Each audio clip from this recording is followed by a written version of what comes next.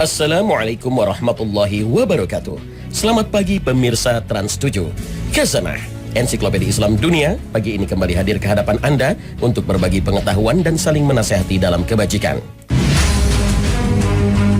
Pemirsa Khazanah, tidak ada manusia yang sempurna tanpa dosa. Berbuat salah merupakan tabiat alami manusia, sebagaimana firman Allah Subhanahu wa taala dalam sebuah hadis qudsi. Wahai hamba-hambaku, sesungguhnya kalian berbuat salah pada malam dan siang, dan aku mengampuni semua dosa. Maka minta ampunlah kepadaku, niscaya aku akan mengampuni kalian. Hadis riwayat Muslim. Setelah bertaubat, dosa dan kesalahan bisa dihapuskan oleh sedekah. Rasulullah SAW menggambarkan dosa layaknya kobaran api, sedangkan sedekah berfungsi seperti air. Beliau bersabda, sedekah dapat menghapus dosa sebagaimana air memadamkan api. Hadis riwayat Tirmizi. Masalahnya tidak semua orang mampu bersedekah secara rutin karena keterbatasan ekonomi. Orang yang rezekinya pas-pasan memilih merutinkan sholat duha. Ada anggapan amalan sedekah bisa didapatkan dari mengerjakan sholat duha, sehingga tidak perlu bersedekah dengan hartanya. Benarkah anggapan semacam ini? Para ulama menjelaskan sholat duha memang mampu menggantikan sedekah. Hal ini berdasarkan teks hadis yang diriwayatkan oleh sahabat Abu Dzar radhiyallahu anhu. Tiap pagi ada kewajiban sedekah bagi tiap ruas tulang kalian. Setiap tasbih adalah sedekah, setiap tahmid adalah sedekah, setiap takbir adalah sedekah. Memerintahkan untuk melakukan kebaikan adalah sedekah, melarang dari kemungkaran adalah sedekah, dan semua itu dapat tercukupi dengan melakukan 2 rakaat sholat duha. Hadis riwayat Muslim. Para ulama menjelaskan sedekah yang dimaksud dalam hadis ini bukanlah mengeluarkan sebagian harta kepada fakir miskin atau membelanjakan harta di jalan Allah. Anggapan yang meyakini mendirikan sholat duha sama nilainya dengan sedekah harta sebenarnya kurang tepat. Sedekah yang setara dengan mendirikan sholat duha, sebagaimana sabda Nabi, adalah perbuatan atau amalan yang mendekatkan diri atau taqarrub antara manusia dengan Rabb-nya. Bentuknya bisa bermacam-macam, seperti tasbih dengan membaca subhanallah, tahmid dengan membaca alhamdulillah, dan takbir dengan membaca Allahu Akbar. Bisa juga dengan memerintahkan amalan kebaikan serta melarang kepada keburukan, dan sebagainya. Anjuran untuk bersedekah senantiasa disebutkan oleh Rasulullah. Beliau SAW pernah bersabda kepada para sahabatnya, dalam tubuh manusia itu ada 360 ruas tulang. Ia harus dikeluarkan sedekahnya untuk tiap ruas tulang tersebut. Ketika mendengarkan hal ini, para sahabat kemudian bertanya kepada Nabi Muhammad SAW, siapakah yang mampu melaksanakan seperti itu, wahai Rasulullah SAW? Kemudian Nabi SAW menjawab, dahak yang ada di masjid lalu pendam ke tanah dan membuang sesuatu gangguan dari tengah jalan, maka itu berarti sebuah sedekah. Akan tetapi jika tidak mampu melakukan itu semua, cukuplah engkau mengerjakan 2 rakaat sholat duha. Hadis riwayat Ahmad dan Abu Daud. Ibnu Daqiq Al-Id mengatakan, semua sedekah yang dilakukan oleh anggota badan tersebut dapat diganti dengan 2 rakaat sholat duha, karena sholat merupakan amalan semua anggota badan. Jika seseorang mengerjakan sholat, maka setiap anggota badan menjalankan fungsinya masing-masing. Perbuatan-perbuatan baik seperti menyingkirkan gangguan di tengah jalan atau membersihkan kotoran di masjid termasuk dalam amalan sedekah dan seharusnya dikerjakan setiap hari. Tetapi jika tidak mampu konsisten melaksanakannya, bisa diganti dengan sholat duha 2 rakaat. Ibnu Umar berkata, barang siapa memiliki harta, maka bersedekahlah dengan hartanya. Barang siapa yang punya kekuatan, maka bersedekahlah dengan kekuatannya. Barang siapa yang memiliki ilmu, maka bersedekahlah dengan ilmunya. Sedekah dengan harta maupun bukan dengan harta, masing-masing memiliki keutamaan tersendiri. Namun begitu, sedekah tersebut akan tetap mendapat ganjaran dari Allah Subhanahu wa ta'ala. Orang menyumbangkan 2 harta di jalan Allah, maka ia akan dipanggil oleh salah satu dari pintu surga. Wahai hamba Allah, kemarilah untuk menuju kenikmatan. Jika ia berasal dari golongan orang-orang yang suka mendirikan sholat, ia akan dipanggil dari pintu sholat. Yang berasal dari kalangan mujahid, maka ia akan dipanggil dari pintu jihad. Jika ia berasal dari golongan yang gemar bersedekah, akan dipanggil dari pintu sedekah. Hadis riwayat Bukhari dan Muslim. Bagi kebanyakan orang, solat duha ini dikenal dengan solat pembuka rezeki. Rasulullah SAW bersabda bahwa Allah Ta'ala berfirman, "Wahai anak Adam, janganlah engkau tinggalkan 4 rakaat solat di awal siang di waktu duha, maka aku akan mencukupimu di akhir siang." Hadis riwayat Ahmad, Abu Daud, dan Tirmizi. Pertanyaannya, kapan waktu yang tepat untuk melaksanakan solat duha ini? Solat duha adalah solat sunnah yang dikerjakan pada saat hari mulai beranjak siang. Hal ini sesuai dengan asal kata duha, yaitu ad-dahwu. Kata tersebut bermakna waktu siang hari dikala sinar matahari mulai terik. Imam Ar-Rafi'i dan Ibnu Rif'ah serta sebagian ulama dalam mazhab Syafi'i lainnya berpendapat solat duha dimulai ketika bayangan benda sudah setinggi kurang lebih 1 tombak. Dan menurut Imam Al-Albani, jarak 1 tombak adalah 2 meter sesuai standar ukuran sekarang. Menurut sebagian ulama, waktu dimulainya sholat duha kurang lebih 15 menit setelah terbitnya matahari. Batas akhir waktu sholat duha sebelum masuk waktu larangan sholat, yaitu ketika bayangan tepat berada di atas benda, tidak condong ke timur atau ke barat. Selama bayangan benda masih condong ke arah barat, meskipun sedikit, berarti waktu duha masih ada. Ketika bayangan benda lurus dengan bendanya tidak condong ke barat maupun ke timur, maka waktu sholat duha telah habis dan masuk waktu terlarang untuk mengerjakan sholat. Mayoritas atau jumhur ulama memberikan patokan sederhana. Waktu sholat duha berakhir kira-kira 15 menit sebelum waktu zuhur. Lalu bagaimana dengan anggapan bahwa orang yang ingin mengerjakan sholat duha harus membaca surah Ad-Duha dan Asy-Syams? Benarkah hafalan kedua surah tersebut menjadi bagian dari rukun sholat duha? Pendapat yang menyatakan mengerjakan sholat duha harus membaca surat Asy-Syams dan Ad-Duha berasal dari sebuah hadis yang berbunyi, "Sholatlah 2 rakaat duha dengan membaca 2 surat duha, yaitu surat Wasyamsi wa duhaha dan surat Ad-Duha." Ibnu Hajar Asqalani dalam kitab Fathul Bari mengutip hadis ini berdasarkan riwayat Ad-Dailami dan Ar-Ruyani. Beliau menyatakan ada kesesuaian antara isi surat Asy-Syams dan Ad-Duha dengan sholat yang dikerjakan. Namun beberapa ulama ahli hadis termasuk Imam Ibnu Hibban menyatakan bahwa hadis tersebut derajatnya lemah, sehingga tidak ada anjuran atau kewajiban membaca surah Asy-Syams dan Ad-Duha di saat sholat duha, baik itu pada rakaat pertama maupun kedua. Syekh Ibnu Baz menjelaskan, disunahkan untuk membaca surat yang mudah dan dihafal setelah membaca surah Al-Fatihah. Dalam sholat duha tidak ada ketentuan membaca surah tertentu, karena yang wajib hanya Al-Fatihah dan surah tambahannya merupakan sunnah. Jika setelah Al-Fatihah membaca surat Asy-Syamsi, Al-Lail, Ad-Duha, Al-Insyirah, dan surat-surat yang lainnya, maka itu adalah sebuah perkara yang baik.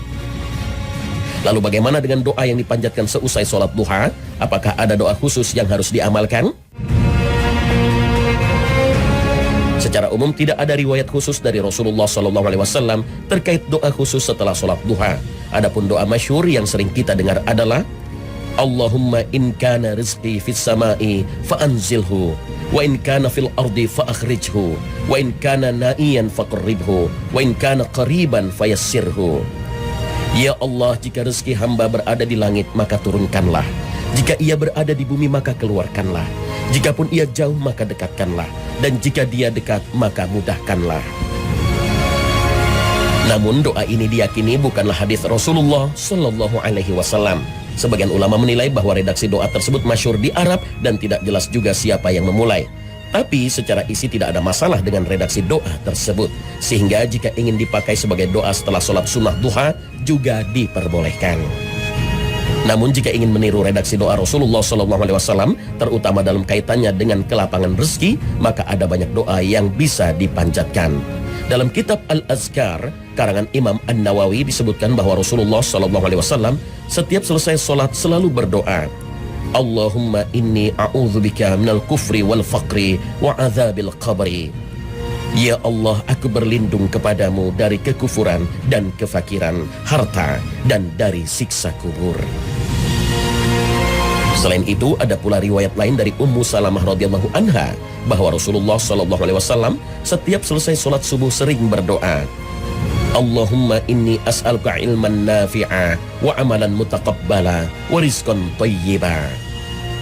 Ya Allah, aku bermohon kepadamu diberikan ilmu yang bermanfaat dan diterimanya segala amal kebaikan serta rezeki yang baik. Jadi tidak ada doa khusus yang wajib dipanjatkan setelah sholat duha. Asalkan doa tersebut bermakna baik, maka tidak mengapa untuk dipanjatkan. Wallahu a'lam bissawab.